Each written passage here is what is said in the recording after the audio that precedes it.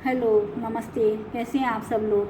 आप सभी का आपके अपने चैनल भावी नेस्टो में बहुत बहुत स्वागत है। इस वीडियो के अंदर हम काल सर्प दोष के बारे में चर्चा करेंगे, क्योंकि काल सर्प दोष एक बहुत ज़्यादा खतरनाक वाला दोष होता है। जब भी आप किसी ज्योतिषी के पास अपनी कुंडली दिखाने जाते हैं तो वो ऐसे बोल के आपको डरा देता है कि आपकी कुंडली के अंदर तो काल सर्प दोष है। तो अब हम यहाँ जान ही लेते हैं कि काल सर्प दोष कैसे बनता है और इसके इफ़ेक्ट क्या होते हैं और इसकी क्या रेमेडी हो सकती है। जब भी राहु और केतु के मध्य सारे ग्रह आ जाते हैं, यानी मान लीजिए राहु आपके सेकंड हाउस में, तो आपका केतु होगा 8th हाउस में। केतु और राहु के मध्य 180 डिग्री का अंतर होता है, यानी अगर राहु आपके सेकंड हाउस में होगा तो केतु उससे 7 घर दूर 8th हाउस में होगा। इसी तरह अगर मान लीजिए कि आपके राहु 1 नंबर पे है, एक लगन के अंदर है, तो केतु 7वें हाउस में होगा, यानी इन दोनों के मध्य 7 घर की दूरी रहेगी और जिसे हम 180 डिग्री का एक्सेस बोलेंगे। अगर 180 डिग्री का जो एक्सेस है उसके अगर एक साइड में ही सारी ग्रह आ जाए, यानी मान लीजिए किसी के कुंडली के अंदर सेकंड हाउस के अंदर राहु है, तो अगर सारे ग्रह आपके 1st house, 12th house, 11th house, 10th house, 9th house में आ जाएंगे तो ये बनेगा काल सर्प दोष। इसी तरह अगर उस साइड में कोई भी ग्रह नहीं है और इस साइड में आ जाए, यानी कि 3 नंबर के अंदर 3rd हाउस में, 4th हाउस में, 5th हाउस में, 6th हाउस में और 7th हाउस में भी आ सकते हैं। केतु राहु के साथ भी कोई ग्रह आ सकता है। पर अगर ये ग्रह उसकी रेंज से बाहर निकल रहे हैं तो ये आंशिक काल सर्प दोष होगा, यानी उसका इफेक्ट कुछ कम होगा वो, क्योंकि धीरे धीरे सारे ग्रह उनके एक्सेस से बाहर निकल रहे माने जाएंगे। और अगर चंद्रमा जहाँ पर सारे ग्रह हैं उसकी दूसरी साइड में है केवल चंद्रमा, तो भी ये काल सर्प दोष ही माना जाएगा, क्योंकि चंद्रमा बहुत तीव्र गति से चलने वाला ग्रह होता है, इसीलिए इसको काउंट नहीं किया जाता। कहीं कहीं ज़्यादातर टेक्सेस में उसको भी शामिल किया गया है, पर कई ग्रंथों के अंदर ऐसा भी दिखाया गया है। वैसे ग्रंथों के अंदर काल सर्प दोष के नाम से कोई वर्णन नहीं किया गया है, पर ये दूसरे किसी नाम से इसका वर्णन किया गया है। अब हम जानते हैं कि काल सर्प दोष के अगर कुंडली के अंदर बन रहा है तो उसका क्या इफेक्ट आपके जीवन में होगा, क्योंकि काल सर्प दोष बनने से कुंडली के अंदर असंतुलन पैदा हो जाता है। जैसे कि नाव के अंदर हम बैठते हैं तो सारे जो नाविक हैं, सब जो यात्री हैं, वो एक साइड में बैठ जाए और नाव को दूसरी साइड बिल्कुल खाली रख दें तो उसके अंदर जैसे असंतुलन हो जाता है, वो डगमगाने लगती है। उसी तरह जीवन की जो नैया है उसके अंदर असंतुलन आ जाता है। अगर काल सर्प दोष बनेगा तो आपके वैवाहिक जीवन में दिक्कत होगी।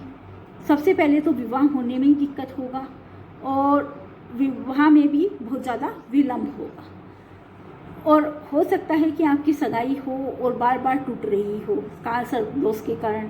और इसी तरह अगर आपके संतान होने वाली है, संतान होने में भी दिक्कत हो सकती है, गर्भपात हो सकता है और पुत्र संतान होने की संभावना भी बहुत कम हो जाती है।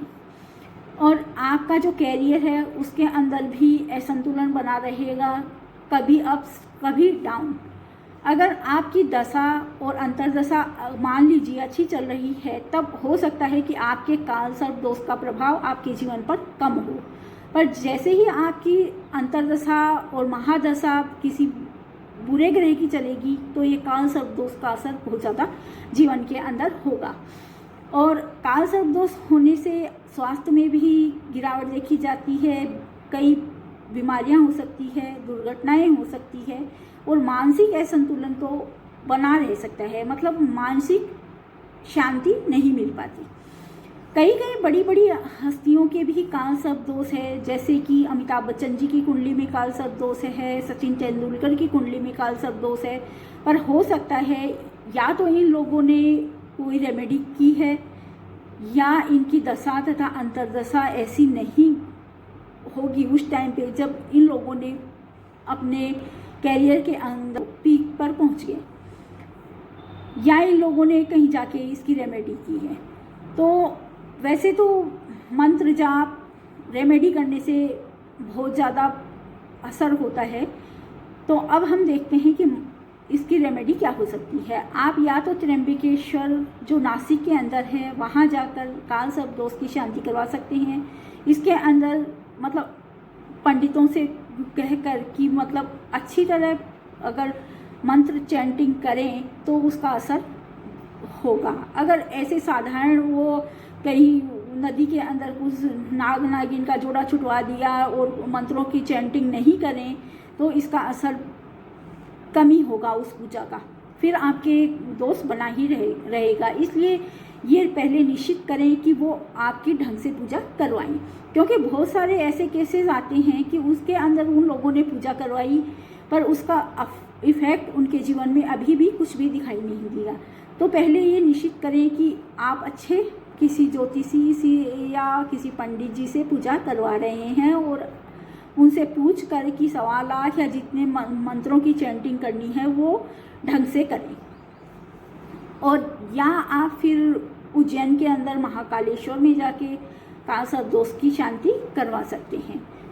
और जनरल के अंदर आप स्वयं ही राहु के मंत्रों की चैंटिंग कर सकते हैं, ओम राम राहवे नमः ओम। और एक दूसरा मंत्र और है, ओम भ्राम भ्रीम भ्रौम सह राहवे नमः। और एक आप डेली शिवालय में जाकर शिव जी को जल अर्पित करें और शनिवार को और बुधवार को स्पेशली उसके अंदर काले तिल डाल के और शिव जी का अभिषेक करें, जिससे कि काल सर्प दोष की शांति हो सके। और शिव जी से प्रार्थना भी करें कि जो हमारे काल सर्प दोष कुंडली में बन रहा है उससे हमें निजात दिलाए। और एक ये आप 6 मुखी रुद्राक्ष या 6 मुखी रुद्राक्ष भी धारण कर सकते हैं, पर रुद्राक्ष धारण करते समय आपको ये ध्यान रखना होगा कि आप कोई नॉन वेज न खाएं, सात्विक जीवन जिएं। इस तरह इस काल सर्प दोष से कुछ मुक्ति मिल सकती है।